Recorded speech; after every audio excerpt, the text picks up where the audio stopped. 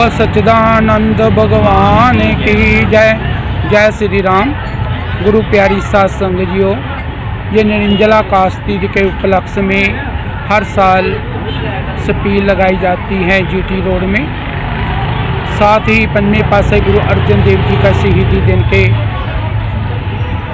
ये स्पील लगाई जाती है। साथ ही पौधे दिए जाते हैं, बांटे जाते हैं। हर साल 1000 के करीब बूटे दिए जाते हैं, क्योंकि गर्मी बहुत पै रही है।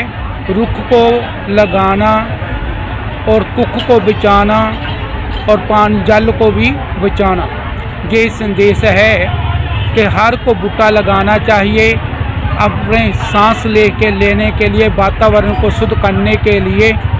तो यही आपसे प्रार्थना है कि जो निर्जला कास्ती के हर साल जो है ये जहाँ लगाई जाती है, हमारे बीच में संत महात्मा स्वामी शोकानंद जी पहुँचे हैं। तो साथ ही विदेश से आए हुए स्वामी चंदन जी भी पहुँचे हैं जरवे।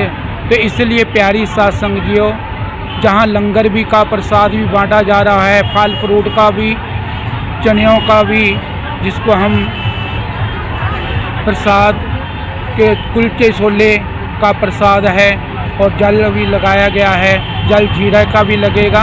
इसलिए प्यारी साध संगत जियो, ये गर्मी तो बहुत पै रही है, इनको कैसे हमने इनसे बचना है। सबको हर वक्त पानी लेना चाहिए, भजन और सिमरन करते रहना चाहिए। यही परमात्मा से दुआ करें, हम एक दूसरे की सेवा समाज में करते रहें और परमात्मा का गुणगान करते रहें। नारायणी ही सेवा ही सबसे उत्तम है। इससे ही परमात्मा से प्रार्थना करते हैं। हिम में सचियां जोता वाली माता त्वाडी सदाई जय। पेड़ जिहड़ा इंसान के जीवन दे विच एक रुख ते 100 सुख। पुराने ज़माने के लोग पेड़ की तुलना पुत्तर नाल करते सन, क्योंकि पेड़ बिना किसी स्वार्थ तो फल देंदा है, फुल देंदा है, छाया देंदा है, गर्मी सर्दी तो बचा करता है। इस वास्ते एक संदेश दिता उन्होंने अपनी संगत के माध्यम के नाल कि सारे जाने घर जाके एक पेड़ लगाओ, क्योंकि पेड़ों की कमी है। वो करके जड़ा पोल्यूशन है वो बढ़ रहा, धरती से इनबैलेंस हो रहा है। पेड़ जड़ा वो नेमत है, तो जड़ा पेड़ लगाएगा उन्होंने स्वर्ग का ऐस जूंदा ऐस धरती का सुख प्राप्त होएगा। मृत्यु तो बाद उन्होंने परमात्मा के चरणों च वास मिल के परम शांति का भी आनंद अनुभव होएगा। बस इन्ना ही संदेश है।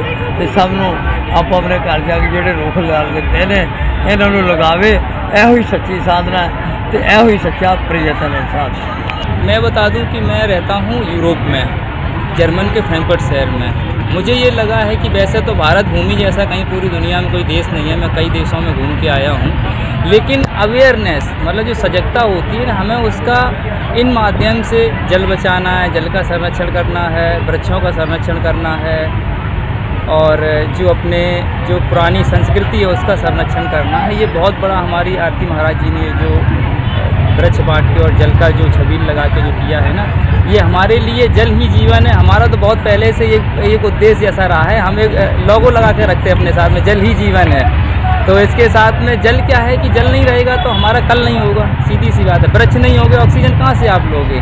अब ये देखो कितनी गर्मी पड़ रही, किस कारण है? अब पूरे हिंदुस्तान इतना गर्म होने लगा, कश्मीर में देखिए कि हम लोग वृक्ष काट रहे हैं। मतलब जो नहीं हमें करना चाहिए उन वृक्षों के साथ में निर्दयता दे रहे हैं, क्योंकि वो भी जीव हैं। और विदेशों में क्या है कि वहाँ मुझे ये लगा है कि जिस तरीके से इन चीज़ों के प्रति, जो पर्यावरण के प्रति वहाँ पर सजगता है, लोगों अवेयरनेस है, उस तरीके की इन माध्यमों से हम संदेश दे सकते हैं। और एकादशी क्या है? ये तो एकादशी का बहुत बड़ा पर्व विष्णु भगवान को समर्पित है। और महीने में जो एक माह होती है उसमें 2 एकादशियाँ आती हैं। निर्जला एकादशी है जो कि हम कुछ जो लोग व्रत रखते हैं बिना जल के रखते हैं, तो उसका माध्यम क्या है कि हम जल बचा के ना पी के जल को बचाने का संदेश दे रहे हैं किसी न किसी माध्यम से। ये 1000 बूटे की वितरण किया जाता है साथ संगत को। इसमें बूटा नीम के जरा है जो कि हम गर्मी को ठीक रखते हैं, और साथ ही फलों के बूटे भी हैं।